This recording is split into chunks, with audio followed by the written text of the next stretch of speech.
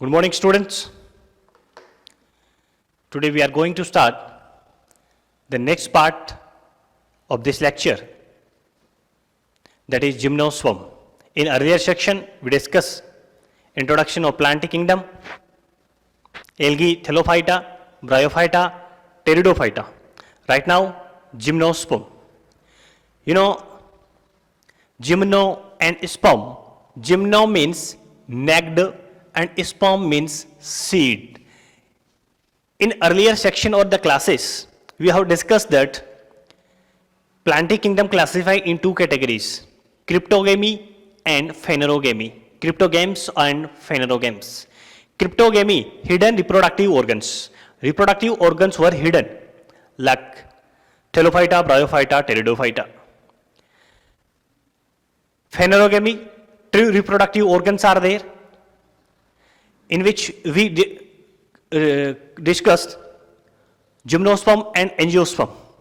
Further, gymnosperm and angiosperm, a lot of difference, but more similarities. Gymnosperm that have necked seed. Seed is necked. It means ovule, part of the flower that will necked. It is not covered part, right? But in angiosperm, the seed is enclosed in a ovary. It means ovule is enclosed in ovary, and later on ovule will convert into seed and ovary will convert into fruit. So lot of differences will be there in the gymnosperm and angiosperm. In the next lecture we will discuss about the angiosperm. So in gymnosperm the seed is necked. Seed is necked means seed will be formed from the ovule. Ovule से seed बनता है. It means your ovule that will be necked structure. Necked होगा, covering नहीं होगा, right? Ovules not enclosed by ovary wall or ovarian wall. It means it remain exposed. It remain exposed, right? Xylem, vascular bundles start from the pteridophytes, but in gymnosperm xylem and phloem is present, but it lack vessels part, and the phloem it will lack companion cell. It means in the xylem there will be no vessels, and in the phloem there will be no companion cells. When we talk about the size of the plants, that in the gymnosperm that are shrub, medium size or tall trees. It means a lot of variations we can see in the sizes of the plants. Like giant redwood tree, that is Sequoia tallest tree, सबसे बड़ा tree इसके अंदर include होता है gymnosperm में. When we talk about the life cycle or the different conditions, sporophytes and gametophytes. Sporophyte और gametophytes की अपन बात करें तो sporophyte that is dominant plant body, most important बेटा. Sporophytic condition is dominant in the gymnosperm, whereas in Thallophyta, Bryophyta, Pteridophyta, different situations were there. It will move from the gametophyte that were dominant, right? But in gymnosperm there is a dominant plant body that is sporophyte, right? Sporophyte plant body that is dominant. It is truly differentiated into root, stem and leaves. When we talk about the roots, it have taproot system. You know taproot system? Single primary root is there. Smaller lateral secondary root also present, but singular taproot. So taproot system, mycorrhizal association of the pinus root. Mycorrhizal association means association of the higher plants like pinus with the mica. Mica means fungi, and fungal association with the higher plants root, that is mycorrhizal association. So in the gymnosperm there is a mycorrhizal association with the pinus root. Another plant that is cycas, special roots are present. That special roots are called coralloids. The name of the special root that is coralloids. And what are the special properties in the coralloids? It associated with nitrogen fixing cyanobacteria. Nitrogen fixing cyanobacteria, it means cyanobacteria will fix atmospheric nitrogen into soluble form or the nitrate, right? So this type of special root is found in the cycas, and the name of the root, that is coralloid type of roots are there. Another stem, unbranched stem, that is found in the cycas. cycas में unbranched stem होता है, branched stem होता है, that is Pinus and Cedrus. When we talk about the leaves, जब हम leaves की बात करते हैं, both simple and compound types of leaves are present. Simple leaves as well as compound leaves. It is well adapted to the withstand extreme conditions. It means it can survive in the extreme conditions. ये extreme condition में भी survive कर सकते हैं. Extreme condition means higher temperature, humidity, wind, water. Extreme conditions में भी ये survive कर सकते हैं. Needle like leaves reduce surface area. इनमें जो leaves होती हैं वो needle like leaves होती है. Like example conifers. Conifers के अंदर जो होती है needle like leaves होती हैं. Like that. अब needle like leaves होगी जिसकी वजह से उसका जो surface area है वो क्या हो जाएगा बेटा, कम हो जाएगा. If there will be less surface area, it means it will reduce less water. Transpirate less water. Water जो है वो transpirate कम होगा. Thick cuticle layer is present. Sunken stomata, that are the adaptive features to reduce the water loss. Water loss को कम करने के लिए sunken stomata होते हैं. Stomata बहुत कम ओपन होते हैं. एंड जो थिक क्यूटिकल की लेयर प्रेजेंट होती है लीव्स की सरफेस के ऊपर. Cuticle prevent from the transpiration of the water.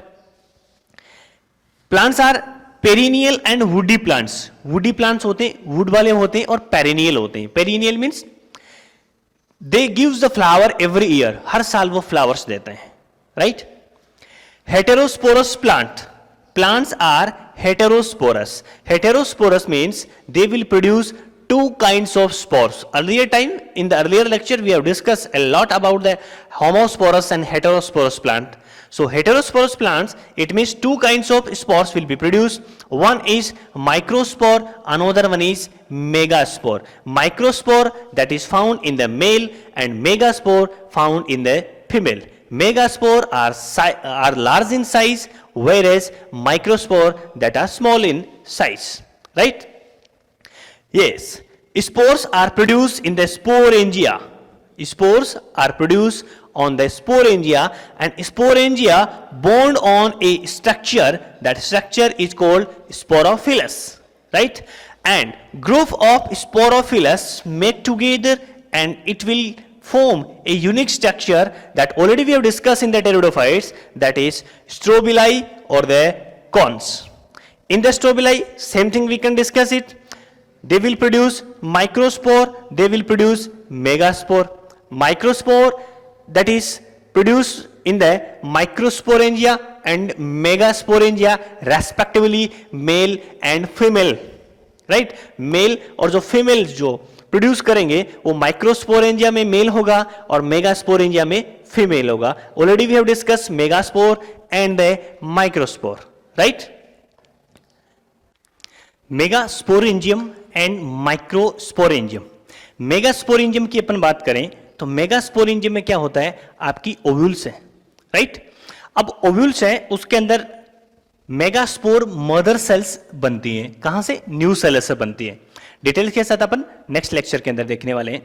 Megaspore mother cell nature में कैसी होती है? 2n नेचर के अंदर होती है. 2n nature means diploid condition के अंदर होती है. अब मेगास्पोर मदर सेल क्या बनाएगी? मेगास्पोर का फॉर्मेशन करेगी. So it will divide by meiosis. Meiosis से डिवाइड होगी और क्या बनाएगी? 4 मेगास्पोर. 4 मेगास्पोर. 4 मेगास्पोर बनेंगे, उसमें से 3 क्या हो जाएंगे? डीजेनरेट हो जाएंगे. Only 1 megaspore will be functional. That will convert, differentiate into female gametophyte. वो differentiate होकर के female gametophyte बना लेता है, right? ध्यान से समझना. ओवल जो स्ट्रक्चर्स है, ठीक है, ओवल जो स्ट्रक्चर्स है वो फीमेल का पार्ट है, मेगास्पोरेंजियम में होता है, in which a megaspore mother cell, उस ओव्यूल के अंदर मेगास्पोर मदर सेल्स जनरेट होती है. The nature of the megaspore mother cell that is 2n, it means diploid in conditions, right. There will be a meiosis, उसके अंदर क्या होगा, meiosis होगा. Already we have discuss about the mitosis and meiosis. Again I am talking meiosis, single cell that is 2n in nature, diploid conditions. Meiosis completed in two stages, meiosis first and meiosis second. In meiosis first, there will be two cell, N. Meiosis first, that is called reduction division. Reduction division भी अपन इसको कहते हैं. Why it is called reductional division? Because the number of chromosome will reduce to half. दोनों में जो number of chromosomes हैं वो क्या हो जाएंगे, half हो जाएंगे. यानी यहाँ पे 2n कंडीशन थी, तो जो दो सेल आपके सामने होगी वो n टाइप की होगी. Clear? Later on there will be again second stage of meiosis, meiosis second, that will call equational division like that. यानी ये इक्वेशनल डिवीजन जैसा होगा, नंबर ऑफ क्रोमोसोम इसमें रिड्यूस होकर के हाफ नहीं होंगे. यानी n से n/2 कंडीशंस आपके सामने नहीं आने वाली है. कंडीशन जो आएगी वो आपकी कौन सी रहेगी, n कंडीशन ही रहेगी. इस वजह से इसको अपन माइटोसिस के जैसा अपन देख सकते हैं. तो after the completion of meiosis how many cells are produced, 4 cells are produced. What are the ploidy of the 4 cell that are n, haploid conditions में होती है. तो यहां पे अपन ने देखा मदर स्पोर, जो मेगास्पोर मदर सेल्स होती है उसमें मियोसिस कंप्लीट होने के बाद how many megaspores will be formed, 4 megaspore will be formed. So out of the 4, 3 will degenerate and only 1 megaspore that will remain functional. एक ही रहेगी वो फंक्शनल रहेगी, और लेटर ऑन वो किस में डिफरेंशिएट हो जाएगी, फीमेल गेमेटोफाइट के अंदर डिफरेंशिएट हो जाएगी. क्लियर होगी? ठीक है. अपन बात करते हैं मेल की. तो मेल के अंदर क्या होता है, जो माइक्रोस्पोरेंजियम होता है उसके अंदर माइक्रोस्पोर बनेंगे. क्या बनेंगे, माइक्रोस्पोर बनेंगे. और माइक्रोस्पोर जो है वो डिफरेंशिएट होकर के किस में कन्वर्ट हो जाएंगे, पोलन ग्रेन के अंदर कन्वर्ट हो जाएंगे. किस में हो जाएंगे, पोलन ग्रेन के अंदर कन्वर्ट हो जाएंगे. वही सेम प्रोसेस उसके अंदर रिपीट होगा, वही मियोसिस होगा. उसमें इसमें क्या होता है, 3 डीजेनरेट हो जाते हैं, इसमें डीजेनरेट नहीं होते, 4 के 4 ही 4 पोलन ग्रेन्स ही एक्टिव रहते हैं. ये थोड़ा सा डिफरेंस है, राइट.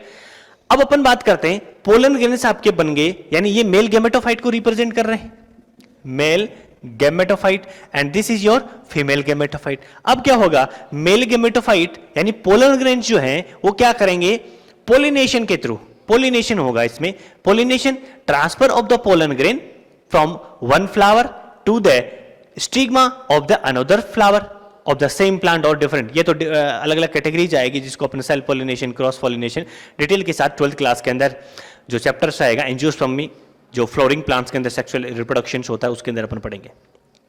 तो पोलिनेशन होने के बाद में क्या होगा, आपका जो पोलन ग्रेन्स है वो कहां आ जाएगा, स्टिग्मा के ऊपर आ जाएगा. यहां पे ये मान लीजिए ये पोलन ग्रेन्स आ गया, पोलिनेशन हो गया.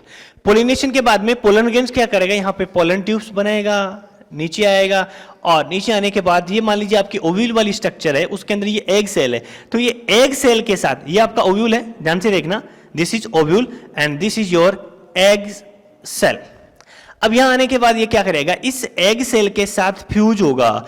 एग सेल के साथ फ्यूज होगा किसका, पोलन ग्रेन्स का, मेल गैमेटोफाइट का न्यूक्लियस और एग सेल का न्यूक्लियस फ्यूज होंगे, और फ्यूजन होने के बाद मेल गैमेट, ये स्ट्रक्चर किस में कन्वर्ट हो जाएगी, जाइगोट के अंदर कन्वर्ट हो जाएगी. किस में कन्वर्ट हो जाएगी, जाइगोट के अंदर. और आपका जो ओव्यूल्स है वो किस में कन्वर्ट हो जाएगा, सीड. यही जाइगोट लेटर ऑन डेवलप करके, डेवलपमेंट प्रोसेस के थ्रू किस में कन्वर्ट होगा, एम्ब्रियो के अंदर कन्वर्ट हो जाएगा. और ओव्यूल किस में कन्वर्ट हो जाएगा, आपका सीड के अंदर कन्वर्ट हो जाएगा. बात समझ में आ गई क्या? ठीक है. तो ये जो सीड्स यहां पे जो बनेगा ना, ये नेक्ड सीड होगा, इसके ऊपर ओवेरियन की वॉल नहीं होगी. बात समझ में आ गई क्या? यानी अपन ये कह सकते हैं कि ये जो प्लांट्स है ना, इसमें सीड बनेंगे लेकिन फ्रूट्स नहीं बनेंगे. अपन ये कह सकते हैं फ्रूट्स नहीं बनेंगे ना, इसका मतलब इसमें क्या होगा कि सीड तो बनाएंगे लेकिन फ्रूट्स नहीं होंगे.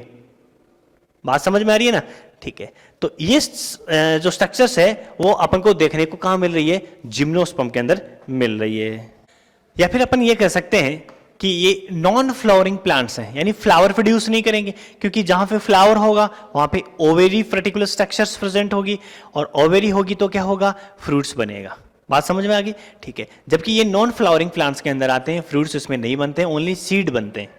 क्या बनते हैं, सीड बनते हैं। तो ये सीड बनेंगे इसमें, लेकिन फ्रूट्स नहीं बनेगा, ये थोड़ा सा इसमें डिफरेंस है। और इससे हायर स्ट्रक्चर्स अपन एंजियोस्पर्म में जाएंगे। एंजियोस्पर्म को अपन क्या कहते हैं, फ्लोरिंग प्लांट्स कहते हैं, उसमें पर्टिकुलर सब स्ट्रक्चर्स होती है। जबकि ये जो मेगास्पोरोफिलस और जो माइक्रोस्पोरोफिलस जो है, वो तो एक कोन लाइक स्ट्रक्चर्स होती है, उसके अंदर पैकेज्ड होती है, ठीक है। फ्लावर जैसी स्ट्रक्चर इसके अंदर देखने को नहीं मिलती है। एग्जाम्पल की अपन बात करें, बहुत सारे एग्जाम्पल्स अपन ने डिस्कस किए हैं, पाइनस है, साइकस है ना, गिंको है। इकोनॉमिक इंपोर्टेंस इसका कोई ज़्यादा नहीं है, टिम्बर वगैरह के अंदर इसको यूटिलाइज किया जाता है ना, पेपर है, रेजिन है, फाइबर्स वगैरह बनाने में भी इसको यूज किया जाता है। So this is all about the gymnosperm part. Gymnosperm part के बारे में अपने यहाँ पे डिस्कस किया है। जिम्नोस्पर्म के बारे में आपको सिंपल सी चीज़ें ध्यान में क्या रखनी है कि जिम्नोस्पर्म जो होता है उसमें नेक्ड सीड होते हैं, एंड जो ओव्यूल्स होता है it is not covered by an ovarian wall. Ovarian wall से जो ओव्यूल्स है वो कवर्ड नहीं होता है, और ज़्यादा इसमें डिफ्रेंशिएशन जो है वो नेक्स्ट जो कैटेगरीज आएगी एंजियोस्पर्म की उसके अंदर देखने को मिलेगी। ट्रू रूट स्टेम्स लीव्स वगैरह होते हैं, जाइलम और फ्लोएम में कुछ एक्सेप्शंस होते हैं, और रूट्स वगैरह स्टेम्स है और लीव्स है उसमें डिफ्रेंशिएशन होता है। ट्रू रूट होती है, ट्रू स्टेम होता है, ट्रू लीव्स होता है। लीव्स के अंदर अपन बात करें तो एक्सट्रीम कंडीशन के अंदर भी वो सर्वाइव कर सकती हैं। थिक क्यूटिकल की लेयर उसके अंदर प्रेजेंट होती है ना, निडल लाइक लीव्स होती हैं to reduce the surface area, जिसकी वजह से ट्रांसपिरेशन कम होता है। संकन स्टोमेटा प्रेजेंट होते हैं इसके अंदर, that are lot of adaptations in the leaves are also present. Dominant phase की अपन बात करें, स्पोरोफिटिक जो फेज होती है वो डोमिनेंट फेज होती है, ट्रू रूट स्टेम लीव्स वगैरह उसके अंदर प्रेजेंट होते हैं। गैमेटोफिटिक स्टेज आती है जो अभी अपन ने डिस्कस की है, उसके अंदर स्पोर्स वगैरह बनते हैं, ठीक है, वो एन हैप्लोइड नेचर के अंदर होते हैं। गैमेटोफिटिक स्टेज आ जाती है। गैमेटोफिटिक स्टेज आती है उस समय क्या होता है जिम्नोस्पर्म के अंदर मेल गैमेटोफाइट और फीमेल गैमेटोफाइट दोनों बनते हैं। जैसे फ्यूजन होता है जाइगोट बन जाता है, जाइगोट बनते ही वापस 2n कंडीशन स्टार्ट हो जाती है, स्पोरोफिटिक कंडीशन स्टार्ट हो जाती है, सीड बन जाते हैं, और सीड्स का डेवलपमेंट होकर के वापस क्या बन जाते हैं, नए प्लांट बॉडी बन जाती है। So this is all about the gymnosperm.